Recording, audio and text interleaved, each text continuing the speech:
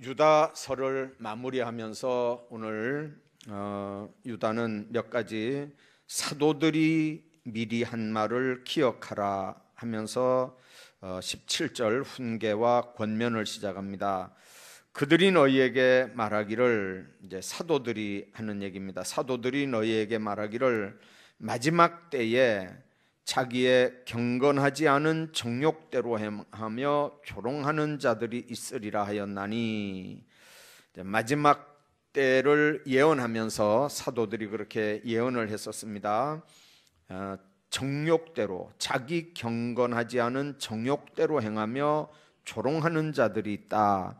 그래서 고린도 전서에 되어지는 모든 교회 형편들이 바로 이 18절에 해당하는 말씀들이고 19절에 해당하는 말씀들입니다. 그래서 초대교회는 고린도 교회만 아니고요, 에베소 교회도 그랬고, 또 디모데에게 보내는 바울의 편지들을 보면 사도 바울이 사역했던 여러 곳들이 바로 이런 18절, 19절 있는 상황들이, 이건 한 교회만 얘기가 아니고 여러 교회 상황이었던 것들을 우리가 봅니다.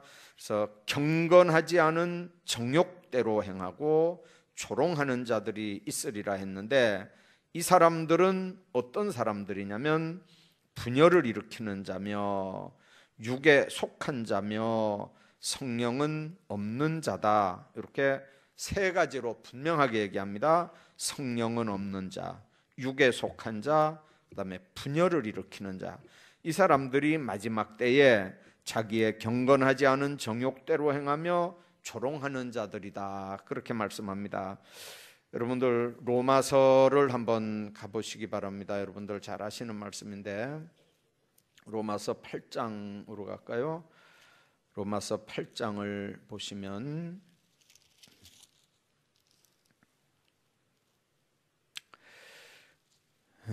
우선 군데군데 좀 읽겠습니다. 2절 있는 말씀 보면 그리스도 예수 안에 있는 생명의 성령의 법이 죄와 사망의 법에서 너를 해방했다, 그렇게 말씀했고요.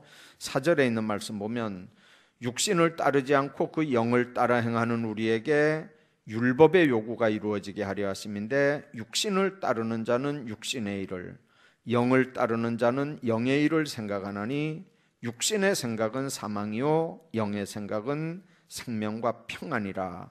육신의 생각은 하나님과 원수가 되나니 이는 육신의 생각은 하나님의 법에 굴복하지 아니할 뿐 아니라 할 수도 없다. 그래서 육신의 생각이 얼마나 무서운지를 분명하게 얘기합니다. 육신의 생각은 하나님의 법에 굴복하지 않을 뿐만 아니라 육신의 생각은 하나님의 법에 굴복할 수도 없다는 거죠. 왜 그렇습니까? 뒤에 육신의 생각은 사망이고 육신의 생각을 주는 뒤에 배경이 누구냐면 사탄이기 때문에 그렇습니다.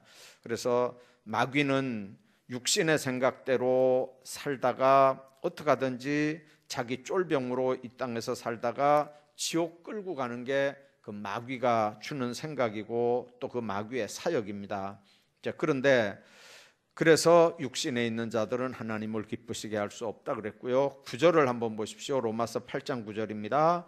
만일 너희 속에 하나님의 영이 거하시면 너희가 육신에 있지 않고 영에 있나니 누구든지 그리스도의 영이 없으면 그리스도의 사람이 아니니라.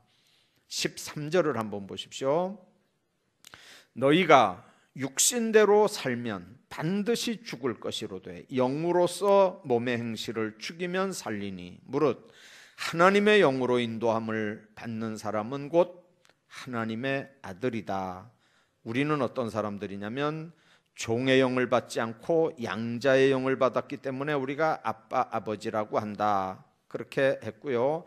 성령이 우리가 하나님의 자녀인 걸 증언한다고 16절에 말씀을 합니다.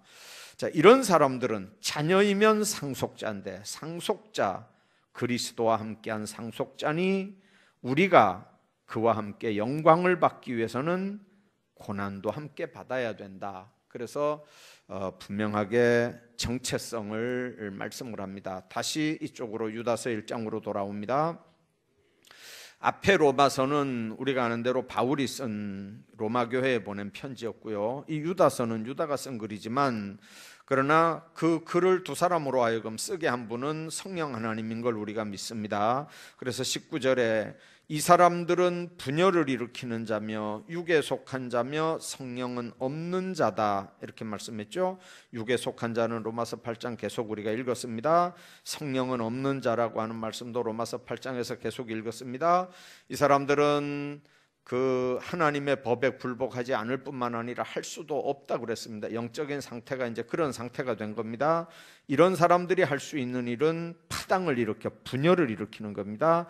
그래서 고린도 전서에 보면 고린도 교회에서 제일 먼저 나온 이야기가 바울파다, 게바파다, 그리스도파다 이렇게 가지고 파당이 교회 안에 아볼로파다 이래서 파당이 있었다고 하는 걸 제일 먼저 고린도 교회 문제로 이렇게 제시했던 걸 우리가 기억합니다. 분열을 일으키면 파당이 생겨나고요. 그러면 예수님이 고린도 교회 안에 파당이 4개가 있는데 4개 파당 안에 예수님이 어느 파당, 그러니까 어느 파당이 예수님을 자기 구주라고 하고 예수님은 또 그 4파 중에 어느 파를 지지하겠습니까? 여러분들 교회마다 가장 문제가 지금 이 분열을 일으키는 파당들입니다. 그래서 교회가 정말 조심해야 되는 것 중에 하나는 당을 만들고 분열을 일으키고 이렇게 하는 이 뿌리를 이거는 영적으로 보면 무조건 안 됩니다. 영적으로 이렇게 분열을 일으키고 파당을 짓고 이렇게 당을 짓고 하는 이런 거는 영적으로 무조건 안 되기 때문에 이거는 무슨 수를 써서라도 그건 성령의 역사가 아니거든요. 성령의 역사는 무조건 아닙니다. 그러므로 기도하는 사람들이 정신 바짝 차리고 분열을 일으키고 서로 이간질하고 거짓말하고 못된 짓 해가지고 따로따로 이렇게 분열을 일으키는 그런 세력들은 그건 배후에 사탄의 역사가 있다는 걸 분명하게 기억해야 됩니다. 제가 얼마 전에 몇 주 전에 그런 설교 한번 했던 기억이 나는데요. 정부에서 기독교 대표를 누구를 만나야 되는지 지금 헷갈려가지고 마지막까지 종교인 과세인지 종교 과세인지 이걸 구분을 못했대요. 종교인 과세면 목사님들 또 여기 성가대 지휘자, 반주자, 교육전도사님들 이런 분들 이제 지금 다 세금 내야 되거든요. 반주자, 지휘자, 교육전도사님들까지도 다 세금 내야 돼요. 그리고 이제 사찰도 그 전국에 사찰 노조라는 게 있어요. 그래서 교회에서 함부로 못 잘라요. 큰일 나요. 사찰 잘랐다가는. 노조 있잖아요. 그 무슨 회사에 데모한다고 노조들 이렇게 몰려다니고 데모하는 거 있잖아요. 그 노조가 다 그쪽에 연결이 돼 있어요. 그래서 교회에서 사찰 하나 이렇게 잘라버리면요, 이 사람 노조 회원이거든요. 그럼 그쪽에다 연락하면 사찰 노조만 오는 게 아니고 무슨 민노총인지 무슨 노총인지 그런 데서 그냥 와가지고 진짜 교회를 박살을 낸대요. 주일날 교회 문턱에 와가지고 데모를 하니까 이게 동네 사람들 창피해가지고 교회가 진짜 죽을 맛이라 그래요. 서울에 그런 교회가 지금 사찰 때문에 문제가 돼가지고 시끄러운 교회들이 몇 명 있다 그러거든요. 사찰만큼 교회 사정 잘하는 사람 없거든요. 사찰만큼 목사님, 장로님들, 권사님들 사정 잘하는 사람이 없거든요. 사찰만큼 교인들 세상에서 어떻게 사는지 잘하는 사람 잘 없거든요. 그러니까 이 사찰 때문에 문제가 되는 교회들이요, 한두 교회들이 아니에요. 거기다가 노조까지 결성을 해놓으니까 아주 교회가 아주 골치 아픈 게 이 사찰이에요. 여러분들, 우리가 신앙생활하면서 교회 안에 이 분열이 있는 교회들은요, 정말 무조건 성장 안 됩니다. 이건 이유 없습니다. 교회 안에 분열이 있고 교회 안에 파당이 있는 교회들은 그거는 무조건 부흥이 안 돼요. 왜 그러냐면 교회는 하나님의 교회고 하나님이 다스려야 되는 교회고 하나님의 말씀이 다스려야 되는 교회인 줄로 믿습니다. 그런데 파당이 있다, 뭐 이렇게 오늘 여기 있는 말씀처럼 분열을 일으킨다, 이렇게 하면 이미 하나님이 손 놓은 교회입니다.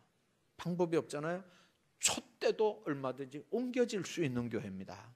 하나님이 안 다스리는지 못 다스리는지는 모르지만 인간들 쪽에서 보면 하나님의 다스림을 거절하는 거예요. 거부하는 거예요. 오늘 새벽에도 그 얘기 했죠. 우리가 범죄한다고 할 때 인간 쪽에서는 하나님의 명령을 불순종하는 게 범죄한 거죠. 예를 들어 도둑질 하지 말라 그랬는데 도둑질 했으니까 범죄지요. 자, 근데 하나님 쪽에서는 그렇게 보는 게 아니고 하나님 쪽에서는 말씀을 거절했다는 거거든요. 말씀을 안 들었다는 얘기거든요. 그러면 나를 안 들었다, 나를 거절했다는 얘기거든요. 그거는 나를 배반했다고 보는 거예요. 그러니까 우리는 명령에 순종하지 않았다, 이 정도지만 하나님이 보실 때는 내 말을 거절했다, 나를 거절했다, 나를 배반했다, 하나님은 그렇게 본다는 거예요. 그러니까 우리가 범죄한 건 너무 우리를 스스로 쉽게 생각하는 거예요. 아주 가볍게 범죄한 걸 너무 가볍게 생각하는데 하나님이 보실 때는 안 그렇다는 거죠. 요한복음 1장 1절이 바로 그거잖아요. 하나님께서 말씀이 육신이 돼서, 말씀이 육신이 됐다는 거거든요. 근데 그 말씀이 육신이 된 그분이 바로 예수 그리스도인데 예수 그리스도 영접하지 않고 십자가에 못 박혀 죽이고 그리고 하나님을, 그러면서도 하나님은 또 잘 섬긴다고 섬겼거든요. 대표적인 사람이 바울이잖아요. 그 사람은 하나님 잘 섬긴다고 섬기고 하나님 사랑한다고 한 게 예수 믿는 사람 잡아 죽이려고 다니는 거였거든요. 양심에 가책도 없어요. 부끄럽지도 않아요. 자기는 하나님 잘 섬긴다고 섬기다가, 근데 하나님은요 중심을 보시거든요. 다메섹에서 방향만 이렇게 바꿔놓으면 큰일 하는 거예요. 그 사람들이요, 방향만 바꿔놓으면. 그래서 주님 안에서 여러분들 꼭 기억해야 되는 게, 육신에 속한 자, 성령이 없는 자, 분열을 일으키는 자, 이런 사람들, 세 종류 사람들은 어떤 사람이냐면 경건하지 않은 정욕대로 행하는 사람이고 조롱하는 사람들이라는 거죠. 자, 그렇다면 우리는 어떻게 살아야 되느냐? 20절입니다. 사랑하는 자들아, 너희는 너희의 지극히 거룩한 믿음 위에 자신을 세워라, 그렇게 말씀합니다. 예수 믿는 사람들이 어디에다 자신을 세워야 됩니까? 로마 캐토릭은 반석 위에 교회를 세우라고 하는 말씀을 기억하면서, 그 반석이라고 하는 말이 페트로라고 하는 말이잖아요. 그래서 베드로 위에 교회를 세운다고 해서 교황 1번이 바로 베드로예요. 그래서 교회가 베드로 위에 세워지는 건 줄로 알아요. 그러니까 역대 교황이 이렇게 쭉 내려오고, 그 다음에 신부도 그 사람들이 신부면 말 그대로 한문이 그렇잖아요. 신부니까 대단한 존재들입니다. 신부 통하지 않고 하나님께로 직접 가는 방법은 없어요. 요즘에는 마리아까지 통해서 이제 가지만은, 여러분들 우리가 하나님께로 가는 그 중간에 여기에 목사가 낍니까? 뭐 권사가 낍니까? 누가 낍니까? 여기에 아무도 안 끼잖아요. 예수 이름으로 여러분들이 밤이든 낮이든 들에든 예배당 안에든 어디든지 주님 만나고 기도할 수 있는 줄로 믿습니다. 누가 거기 끼어들 사람이 어디 있습니까? 그런데 캐토릭은 교리가 그래요. 베드로 위에 교회가 세워졌으니까 베드로 후계자들인 이 교황과 또 주교들 위에 교회가 세워진다고 보니까 방법이 없어요, 그 사람들은요. 근데 여러분들, 우리가 분명하게 기억해야 되는 건, 우리 믿음이 어디 세워져야 되냐면 지극히 거룩한 믿음 위에다 자기가 건축이 되어야 된다는 거죠. 그때는 이단 사술도 많았고요, 적그리스도 유혹도 많았고요, 거짓 선지자들도 많았습니다. 자, 그럴 때 믿긴 믿는데 그 사람들 위에 믿음을 건축하면 온갖 미혹된 이단 종파들에 빠져서 인생만 망치는 게 아니고 자기 집안, 자녀손들까지도 망치는 걸 우리가 얼마든지 봅니다. 어제도 목사님들, 우리 시찰에 목사님들 모임이 있어서 대덕 있는데 들어가다 이렇게 보니까요, 어디라고 얘기는 안 하겠습니다. 이렇게 보니까 들어가다가 이렇게 오른쪽에 보니까 뭐 무슨 선교회, 뭐 무슨 기쁜 소리 선교회인가 무슨 선교회 이름도 하나 있고, 그 옆에 보니까 링컨 중고등학교라는 것도 있어요. 링컨 중고등학교. 이제 자기들이 볼 때는 뭐 구원받은 확신도 있고 예수 분명하게 믿고 지금 뭐 죽어도 천국 갈 확신도 있고 뭐 자기들 깐에는 아주 철저한 사람들이에요. 근데 이제 우리가 볼 때는 이단이라고 그러잖아요. 근데 여러분들 가만히 한번 봐봐요. 그 사람들을 우리가 이단이라고 하는 이유가 뭐예요? 여러분들, 모든 이단들은 교주가 있습니다. 그렇잖아요, 교주. 지금 하나님의 교회라는 거 있거든요. 김천에도 몇 개 있어요. 제목이 그냥 하나님의 교회입니다, 간판이. 근데 그 교주는 우리가 보는 대로 그냥 사람이거든요. 근데 그걸 하나님이라고 그러거든요. 그 사람이 죽어도 우리가 생각하는 거하고 이게 도대체가 이 생각이 무슨 생각을 하는 건지 모르겠어요. 이게 상식적으로 이해가 안 되는 말을 하고 행동을 하는데도요, 그걸 믿는다니까요. 그걸 믿는데 그냥 믿는 게 아니고,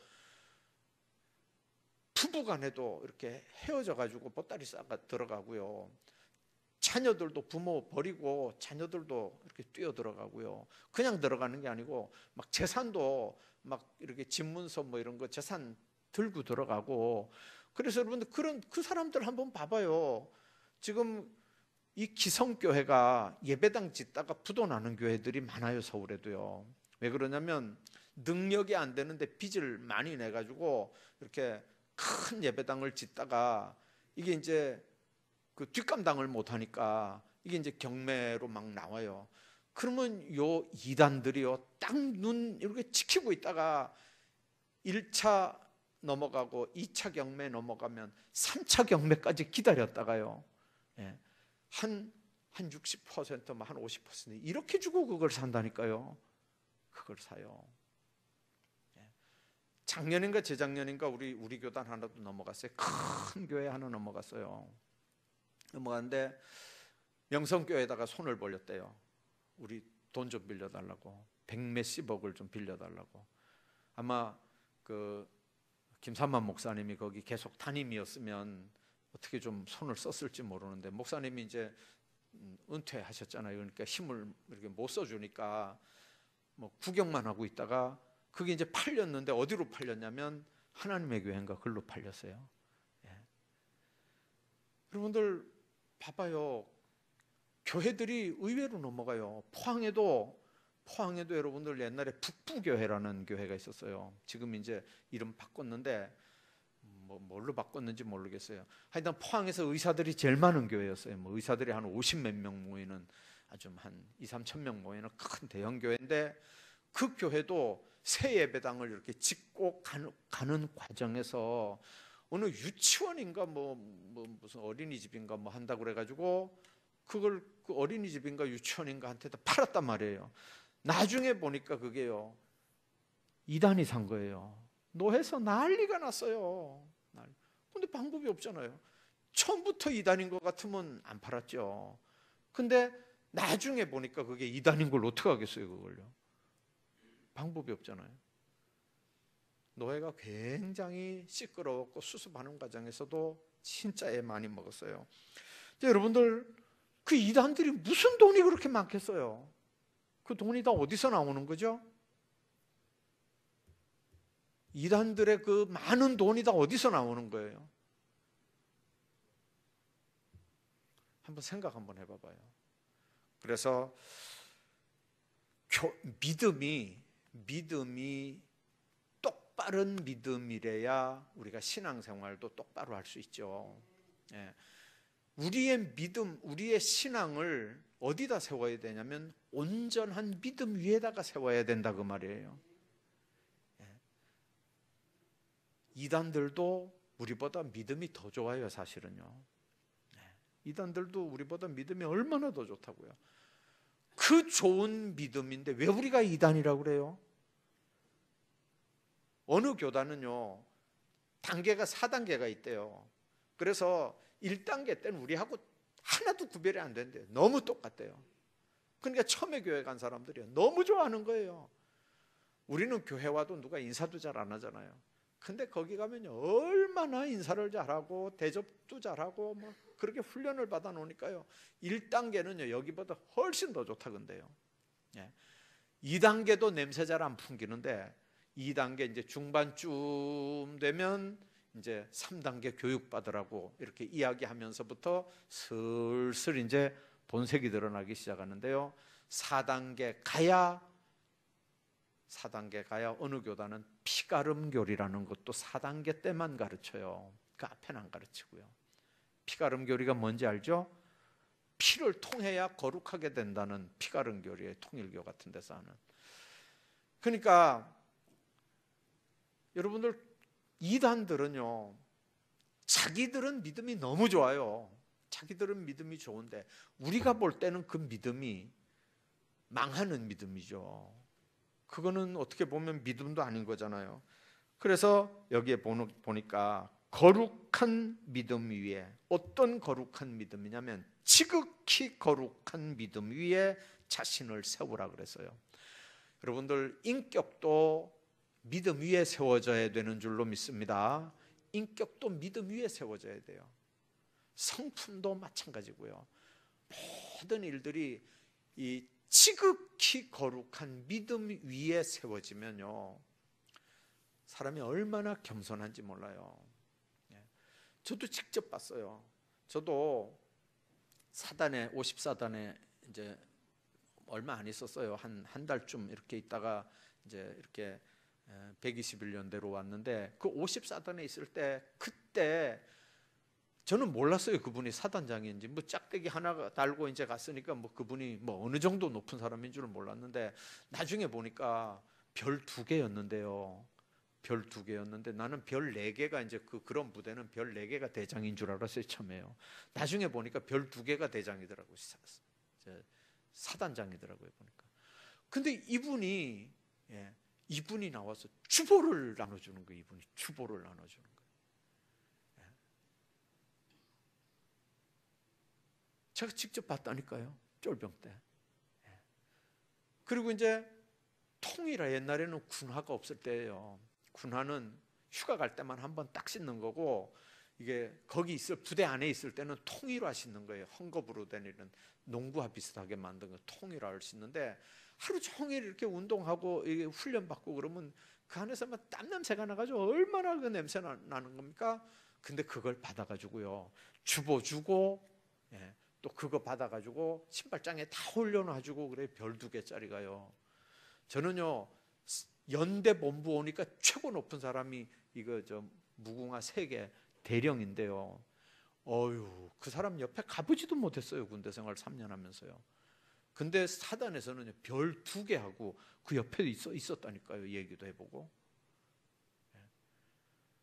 보니까요, 믿음 위에 자기가 세워져 있는 사람은요, 얼마나 겸손한지 몰라요. 믿음 위에 자기가 세워져 있는 사람. 주님 안에서 여러분들, 내 인격이나 내 삶이 어디에 지금 세워져 있는지를 잘 한번 보셔야 돼요. 거룩한 믿음 위에 우리 자신들이 세워져야 되는 줄로 믿습니다. 이게 잘못 엉뚱한데 이게 세워지면 반석 위에 지은 집이어야 이게 문제가 안 생기지, 모래 위에 지은 집 같으면 큰 비가 나고 창수가 나고 뭐 흔들려 버리면 이게 다 흔들리는 거예요. 인생이 흔들리는 거예요. 인생이. 그래서 주님 안에서 우리가 꼭 기억해야 되는 건 지극히 거룩한 믿음 위에다가 자기를 건축해야 된다 그랬습니다. 아벨 같은 사람 한번 보십시오.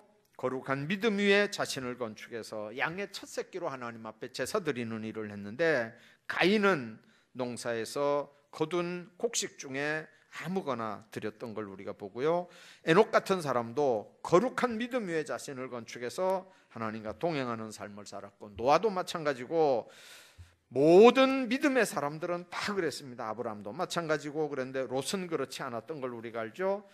문제는 뭐냐면 믿음 위에 자기를 건축했던 사람들의 삶은 다 복된 사람들인 걸 우리가 봅니다. 야곱은 믿음 위에 자기를 건축하면서 믿음의 삶을 살았지만 에서는 그렇게 하지 않은 걸 우리가 봅니다. 뭘로 합니까? 제사, 하나님 앞에 이렇게 축복받는 모습을 보면 그 장손의 직분이 그게 얼마나, 장자의 직분이 그게 얼마나 대단한 건지 이 사람은 아예 모르는 사람이에요. 예. 주님 안에서 여러분들 믿음의 자신을 건축하는 모든 사람들의 삶은 마찬가지입니다. 신약도 마찬가지고요. 정말 오늘도 주님 안에서 우리가 기억해야 되는 부분들은, 거룩한 믿음 위에 자신을 건축하는 사람들은 세상이 아무리 어렵고 힘들어도 그래도 믿음을 지켜나가면서 결국 하나님 앞에 복된 삶들을 살아가는 걸 우리가 믿습니다. 두 번째는, 사랑하는 자들아, 어떻게 해야 되냐면 성령으로 기도할 것을 권면합니다. 성령으로 기도한다는 말은 기도할 때 중언부언하지 말라는 말도 있고 뜬구름 같은 기도를 하지 말라는 말도 있고, 믿음을 가지고 성령에 붙잡힌 바 되어서 살아있는 기도, 영적인 기도, 인격적인 지정의를 갖춘 그런 기도를 하라는 의미입니다. 그래서 구체적으로 이렇게 이런 문제를 놓고 기도하시고 이런 문제를 놓고 기도하시고 이렇게 구체적으로 이렇게 기도를 하셔야지 뜬구름 잡는 것 같은 그런 기도 안 되는 거죠. 여러분들, 원리가 그렇습니다. 로마서 7장에 보면요, 6장 7장에 보면 그 말씀 나옵니다. 바울이 고민을 하는 게 뭐냐면 자기 속에 두 가지 법이 있는 걸 깨닫고 고민을 해요. 마음으로는 믿음의 법, 말씀을 따르고 싶어요. 근데 또 요 속에 또 무슨 법이 하나 있냐면 그냥 육신대로, 육신이 원하는 대로 살려고 하는 법이 또 하나 있는 걸 자기가 깨달아요. 그러니까 그냥 아무렇게나 살면 갈등할 것도 없어요. 그냥 생각나는 대로 뭐 내키는 대로 막 살면 되는데 이 속에 성령의 법이 있으니까 이 두 개가 늘 싸우는 거예요. 그래서 바울이 오호라 나는 곤고한 사람이로다. 이 사망의 몸에서 누가 나를 건져내랴 그러거든요. 영적으로 바울은 그 틈에 끼어가지고 갈등 많이 하는 거예요. 여러분들 이런 영적 갈등이 있나요? 여러분들이 이미 다 초월했나요? 대단한 사람들이에요. 그러면요, 벌써 초월했으면 대단한 사람들이에요. 근데 그렇지 못하잖아 우리가 사실은요. 아직도 우리는 갈등하면서 살잖아요. 근데 어떻게 이기냐 말이에요. 어떻게 이기냐. 옛날에 어떤 할아버지가 손주에게 그랬다 그러잖아요. 우리 속에 늑대가 두 마리 사는데 그 늑대가 두 마리가 늘 싸운다고. 그러니까 이 아이가, 손주가 할아버지 이렇게 눈을 쳐다보고 있다가 그 두 마리 늑대 중에 어떤 늑대가 이겨요? 그러니까 할아버지가 아이를 이렇게 쳐다보면서 하는 얘기가, 내가 날마다 먹이를 주는 늑대가 이긴단다 이랬다 그러잖아요. 먹이를 주는 늑대가 이기는 거예요. 여러분들, 내 안에 성령 하나님이 계시면 그 성령 하나님이 말할 수 없는 탄식으로 우리를 위해서 대신 간구하는 역사가 성령으로 하는 기도의 핵심입니다. 왜 그러냐면 기도를 받으시는 분은 누굽니까? 성부 하나님입니다. 기도를 상달하게 하시는 분은 누굽니까? 성령 하나님입니다. 누구 이름으로 하는 겁니까? 성자 하나님의 이름으로 합니다. 그러니까 성삼위가 기도라고 하는 사건 하나에 다 들어가는 거예요. 이름으로는 성자, 예수님 이름으로 기도하고요. 그 기도가 성령 하나님께서 그분이니까 받으실 분의 심령을 가장 잘 알 거 아니에요. 받으실 분의 상황을 가장 잘 아시는 분이고, 내 상황을 내 안에 계시니까 가장 잘 아시는 분이고, 그러니까 성령으로 기도하라는 말은 바로 그 말이에요. 내 상황도 가장 정확하게, 받으실 분 입장도 가장 정확하게, 그게 바로 성령으로 기도하는 거예요. 여러분들 이제 오늘 저녁처럼 이렇게 수요 예배나 뭐 주일 오후 예배나 이제 기도할 때 요즘에는 이렇게 이제 써서 하니까 여러분들 실수 별로 안 하시죠. 옛날에는요, 그거 왜 그렇게 했는지 모르겠는데, 제가 중고등학교 다닐 때만 해도요, 우리 목사님도 그랬어요. 목사님도 써서 하는 거는 꼭 큰 죄나 짓는 것처럼 그래 생각해가지고, 무슨 하나님 앞에 기도하는데 종이다 써가지고 하냐고 난리가 났었어요, 한번. 근데 여러분들 써서 안 하면, 하다 보면 보통 아무리 짧게 해도 5분, 또 이제 연세 많은 분들은요, 창세기부터 쭉 내려오면 요한계시록 가면요, 하드가 다 녹을 때까지 이제 기도하는 거잖아요. 근데 이게 예배 때는요, 3분 넘어서 기도하면 안 되거든요. 그 3분 넘어 기도하면 안 되니까 가장 잘할 수 있는 게 뭐냐면, 써서 집에서 이건 그냥 해보고 또 해보고 또 해보고 또 해보고 기도하는 마음으로 이거 원고 만들 거 아니에요. 기도 원고. 그렇게 해서 써보고 지웠다 썼다 그렇게 기도하는 마음으로 여기다 옮겨가지고 그렇게 전 교인들을 대표해서 이렇게 기도하니까 얼마나 일목요연하게 하겠어요. 근데 이제 그때 이렇게 안 써가지고 할 때는요, 제가 늘 많이 들었어요. 저도 그런 경험했고요. 예를 들면 이런 거예요. 기도하기 전에는 내가 요런 기도를 해야 되겠다라고 생각하고 기도를 했는데, 끝나놓고 보면요, 내가 하려고 했던 기도는 못하고 내가 생각하지도 않았던 엉뚱한 기도를 대표 기도로 하고 기도를 마친 그런 경험들 여러분들 있나요? 예. 여러분들, 그래서 기도는 무시로 하되 성령으로 기도하는 거예요. 왜 그러냐면 말할 수 없는 탄식으로 나를 대신해서 간구하는 기도가 성령의 기도이기 때문에 그래요. 그래서 여러분들 지금도 방언 기도 해야 되냐 안 해야 되냐 그렇게 얘기하는데, 그거 물어볼 것도 없어요. 그거 물어봤다는 말은 이미 자기 양심에는 그걸 인정한다는 말이에요. 여러분들 방언으로 기도하고 통역하면 더 좋지만 안 하더라도 여러분들 밤새도록이라도 하나님과 깊은 기도 시간들을 가지시기를 주의 이름으로 축복합니다. 여러분들 속에 성령 하나님이 계시는데 여러분들 사정을요, 그걸 누가 알겠어요? 그 안에 계시는 그분이 더 잘 알지 내가 더 잘 알겠어요? 내가 내일 아침에 무슨 일이 일어나는지 난 모르잖아요. 그러나 내 안에 계신 성령 하나님은 내일 아침에 우리에게 무슨 일이 일어나는지 다 알고 계시는 분이잖아요. 그러면 그분이 내 생각도 내 입술도 주장해서 그분이 친히 기도하게 하는 기도, 이게 얼마나 막강한 기도겠어요. 막강한 기도. 요즘에는 이제 병원 시설이 잘 돼서 어지간한 병들은 다 이렇게 병원으로 보내고, 저도 마찬가지입니다. 이렇게 이제 정신과 치료 받아야 될 분들은 이렇게 이제 기도 한번 해주고 그냥 바로 정신과 치료 받도록 이렇게 이제 소개를 하지만, 옛날에는 정신과가 어디 있었어요. 그러니까 무조건 권사님들 다 불러놓고 환자 가운데 앉혀놓고 그냥 막 부흥회를 하는 거죠. 막 찬송도 막 1시간씩 하고 막 설교하고 안수기도 해주고 또 찬송하고 막 그렇게 해서 기도하는 사람도 진 다 빠지고 그 가운데 환자도 진 다 빠지고 막 그렇게 해서 진짜 악한 악한 영의 역사들을 보면요, 이제 막판에 보면 이 귀신 떠나가는 거 저도 많이 봤거든요.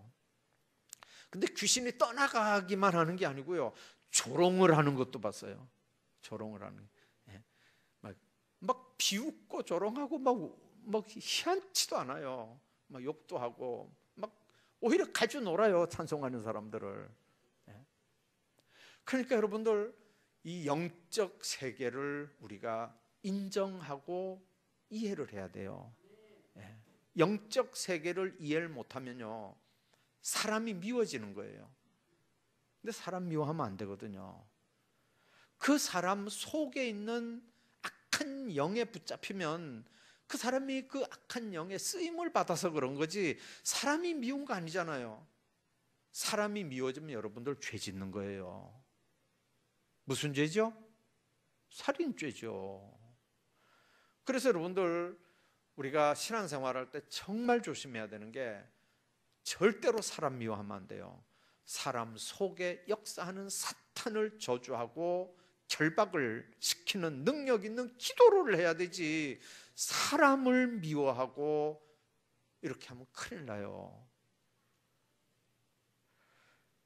여러분들, 성령으로 기도하라고 하는 말씀의 의미를 잘 들으십시오. 엘리야 같은 사람은요, 우리와 성정이 똑같은 사람인데 비가 오지 않기를 간절히 기도하니까 3년 6개월 동안 비가 오지 않았다 그랬어요. 베드로 같은 사람, 은과 금은 내게 없거니와 나에게 있는 걸 내게 주노니 곧 나사렛 예수의 이름으로 걸으라 그랬고요. 바울 신라가 옥중에서 성령의 인도하심을 따라 기도하고 찬송할 때 옥문이 열렸다 그랬어요. 고린도전서에 있는 말씀 보면 2장에 이런 말씀이 있습니다. 성령은 모든 것 곧 하나님의 깊은 것이라도 통달하신다. 사람의 사정을 사람의 속에 있는 영 외에는 누가 알겠느냐? 이와 같이 하나님의 사정도 하나님의 영 외에는 아무도 알지 못한다. 이렇게 고린도전서 2장에 말씀합니다. 지금 읽은 말씀들은요, 세 번역으로 제가 읽었습니다. 그러니까 우리 속에 있는 사정을 나도 모르는데 다른 사람들은 어떻게 알겠어요? 그러나 내 안에 계신 성령님은 아신다는 거예요. 그러니까 성령님이 말할 수 없는 탄식으로 기도하게 할 것을 말씀하는 거예요. 여러분들, 뭔가 이렇게 묶여 있다면 성령으로 기도하셔서 묶여진 결박들이 풀어지기를 주의 이름으로 축복합니다. 뭔가 이렇게 옥문처럼 꽉 닫혀 있다면 성령으로 기도해서 닫혀진 옥문들이 열리기를 주의 이름으로 축복합니다.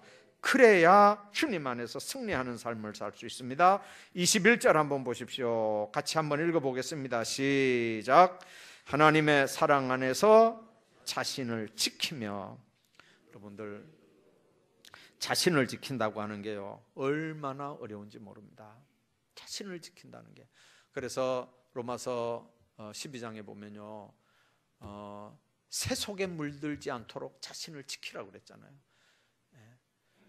주님 앞에 우리가 산제사로 우리 몸을 산제물로 바치긴 하지만 그거보다 더 중요한 게 뭐냐면, 내 몸을 하나님 앞에 거룩한 산제사로 바치는 것도 중요하지만 그거보다 더 중요한 게 뭐냐면 새 속에 물들지 않게 하는 거예요. 여러분들, 생각이 새 속에 물들고 행동이 새 속에 물들고 말도 새 속에 물들고 이렇게 하면 이거는 껍데기만 예수쟁이지 이거는 진짜는 예수쟁이 아니거든요. 우리 속에는 말씀 충만, 성령 충만, 은혜 충만해야 되는 줄로 믿습니다. 어떤 분이 호두를 이렇게 좀 주셨어요. 호두를. 그래서 보니까 얼마나 호두가 이렇게 깨먹으니까 맛있는지. 근데 어떤 거는 이렇게 덜 연그렀는데도 겉은 보니까 뺀질뺀질한 게 아주 너무 탐스럽게 생겼어요.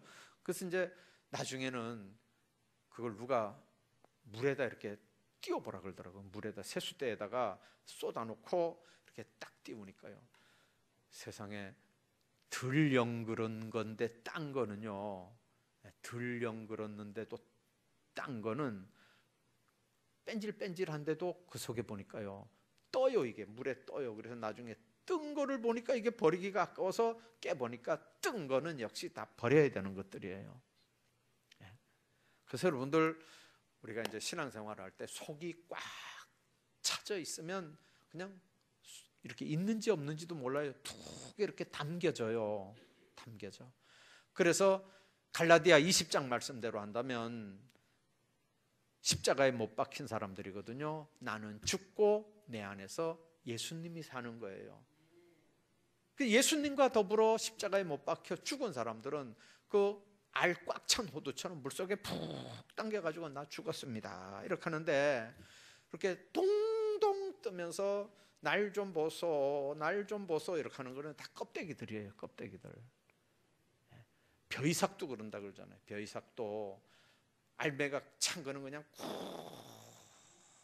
이렇게 하는데, 껍데기들은요 딱 들어가지고 바람 불 때마다 이렇게 한다 그러잖아요. 그래서 여러분들 오늘 이 말씀 보십시오. 하나님의 사랑 안에서 자신을 지키는 거예요. 사랑 안에서 자신을 지키는 거예요. 누가 뭐라 그래도 예수님의 사랑이 여러분들 속에 풍성하기를 주의 이름으로 축복합니다. 예수 사랑이 충만해야 우리 속에서 예수 사랑이 나와요.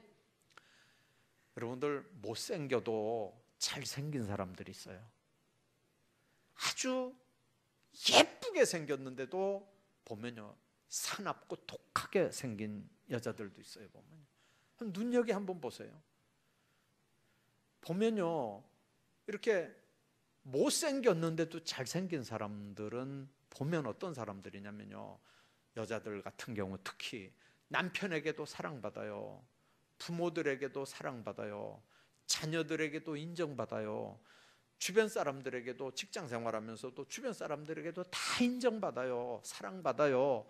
그런 사람들은 보면요 사랑이 이렇게 얼굴에 피어나와요.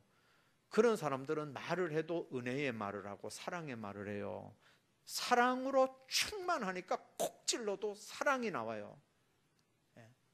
근데 이렇게 아주 잘생겼는데도 독한 사람들이 있어요.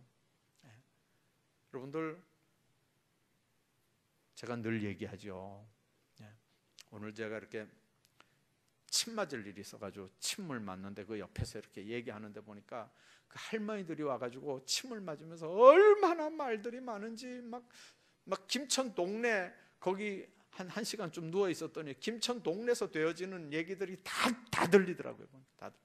근데 그 할머니들이 하는 얘기 결론이 뭐냐면요, 내가 신랑 이겨 먹을 때부터 알아봤다 이러더라고요. 신랑 이겨 먹을 때부터 알아봤대요. 그러니까 신랑들이 그냥 여자들한테 숨이 막혀가지고 내빼는 거예요. 내빼는. 뭐 나는 자연인이다 거기도 가고, 뭐 다른 동네로도 가고. 신랑들한테 이겨 먹을 생각하지 말아요. 그게 자기가 뭐 이기는 줄 알아요. 그게요. 그게 사랑으로 충만하고 은혜로 충만한 사람은 이게 사랑이 나오고 은혜가 나와요. 그래서 사랑 안에서 여러분들을 지켜나가시기를 바라고요. 영생에 이르도록 우리 주 예수 그리스도의 긍휼을 기다리라. 은혜 가운데 제일 큰 은혜가 긍휼의 은혜인 줄로 믿습니다. 주님이 우리를 불쌍히 여기셔야 돼요. 이 은혜가 여러분들에게 있길 바랍니다. 우리를 향하신 예수님의 긍휼, 예수님이 우리를 불쌍히 여기며 그걸 우리가 기다리며 사는 삶, 이게 얼마나 중요하냐면요, 우리 인간들은 결국 그 긍휼이 있어야 사는 거예요. 주님이 불쌍히 여기면 모든 문제가 해결되는 줄로 믿습니다. 주님이 우리를 불쌍히 여기면 막힌 게 뚫어지고 묶인 것들이 다 풀어지는 역사가 있는 줄로 믿습니다. 그 눈에서 모든 눈물을 씻어내는 줄로 믿습니다. 어떤 분들 그래요. 하나님 앞에 기도하다가 때로는 막 통곡의 역사가 막 일어나는데, 이게 안 울어서 그렇지, 못 울어서 그렇지, 한번 울기만 하면 본전 찾는다는 거죠. 울기만 하면 본전 찾는데요. 너무 강팍해가지고 이게 눈물이 안 나오잖아. 그런데 하나님께서 울리는 거예요. 성령께서 울리는 거예요.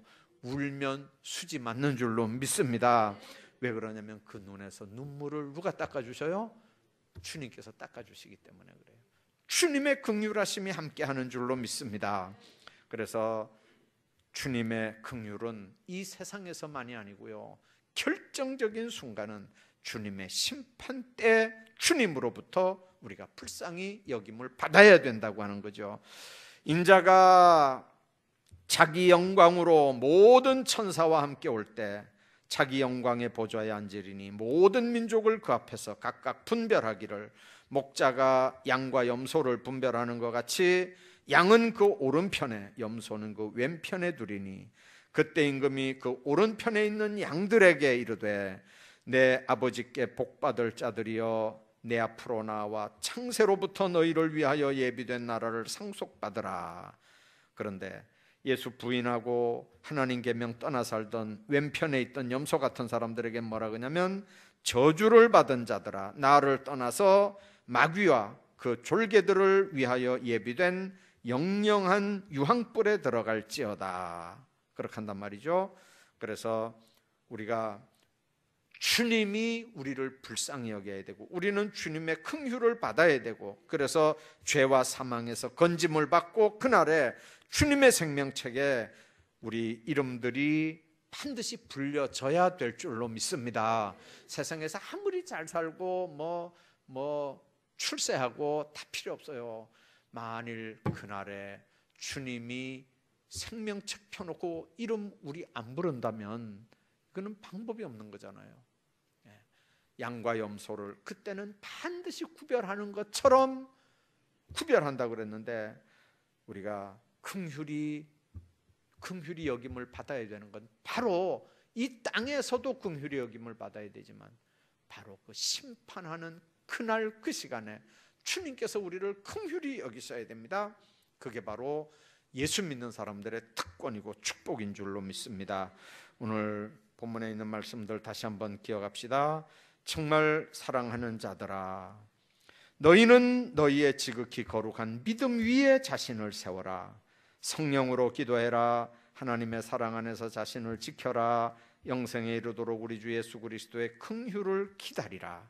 하나님께서 우리 모두에게 주시는 말씀인 줄로 알고 정말 하나님 앞에 복된 삶들 사시기를 주의 이름으로 축원합니다.